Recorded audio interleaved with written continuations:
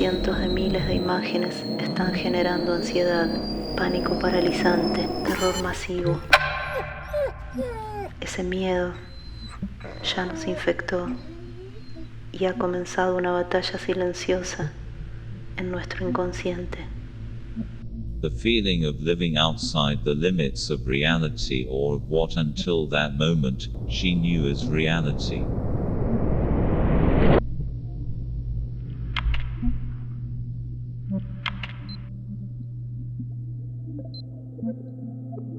Es una película que arranca como una propuesta bastante experimental de hacer como un ensayo reflexivo sobre la idea que tenían los ciudadanos de Buenos Aires a principios del siglo XX, de la idea de futuro como una utopía maravillosa. Y por otro lado, el contraste con lo que viene a ser después de las dos grandes guerras, esa idea distópica de futuro, como que el mundo se termina y como lo que avanza hacia adelante es algo muy oscuro. En este contraste empecé como a desarrollar un documental donde mis protagonistas eran los trabajadores del subte. Eran como un ejemplo muy particular donde en una época muy oscura, como fueron los años 90 de neoliberalismo, construyeron una idea de futuro diferente. Era como la prueba concreta de que existía otra construcción de futuro, otro retrato. Y en eso se da la pandemia de COVID y no puedo filmarlos más y empiezo a vivir en esa distopía que el documental proponía como una idea, y ese futuro distópico se vuelve presente y a partir de ahí el documental toma un rumbo terrible porque empiezan a pasar cosas tremendas, como que no podía seguir haciendo la película que tenía pensada. El mundo había cambiado demasiado muy rápidamente. Como buena documentalista, dejé que la realidad vaya construyendo esa película y ahí se va construyendo este nuevo retrato del futuro.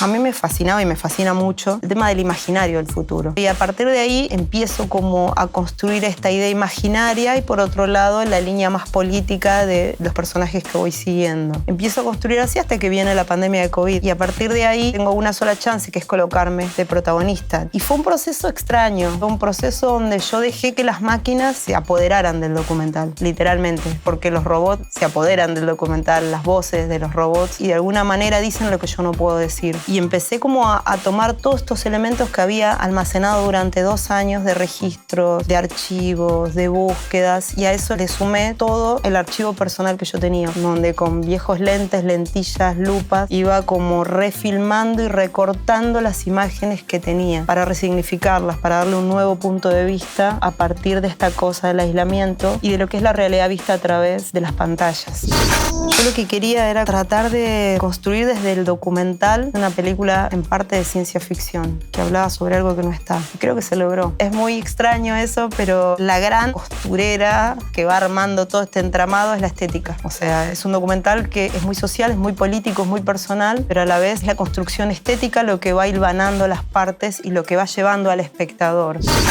De alguna manera empecé como a rever todo esto de la lucha del subte a partir del rol de las compañeras. La lucha para ellas siguió mucho más, ellas siguieron avanzando en un montón de instancias que quizás para los compañeros ya estaban bien, pero que eran terrenos a conquistar para ellas. Entonces es como que de alguna manera en la práctica se iba haciendo carne toda la lucha previa al COVID que veníamos dando los movimientos de mujeres. Rever esa historia en el subte también me hizo como entender un montón de cuestiones y también porque a veces fracasan las luchas o porque fracasaron. Y en parte es como que hay cosas que no se veían y se empiezan a ver y se integran y a partir de ahí crecen mucho más. Todo eso está de alguna manera planteado en la película.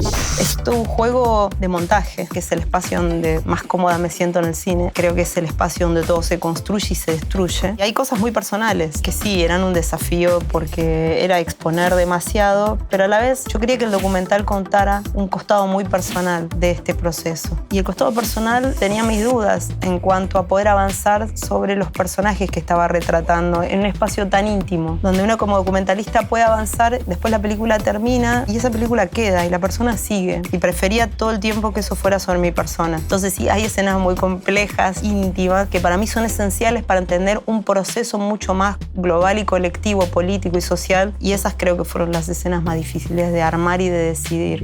Amsterdam a partir del año 2021 armó 2 muestras principales de competencia internacional y Retratos del Futuro estuvo en Envision Competition. Yo pensé que iba a ser una película que tenía tantas cuestiones tan propias de acá, de Latinoamérica y de Argentina, que quizás no se iba a comprender. Y sí, no solo se comprendió, sino que la gente quedaba como muy impactada. Y creo porque hay cosas muy universales que te atraviesan. Así que fue muy loco y fue muy fuerte eso, y encontrar como en una película como muy experimental y muy rara en términos de lenguaje, que no apela a lo emotivo, la gente quedaba choqueada, como muy impactada, y sí le afectaba, no solo lo emotivo, sino también a la cuestión de quedarse pensando. Me pareció alucinante, creo que es lo que más me llegó de ese festival, que además, bueno, fue una experiencia muy linda y posicionó a la película de una manera muy interesante para poder entrar en el circuito de festivales.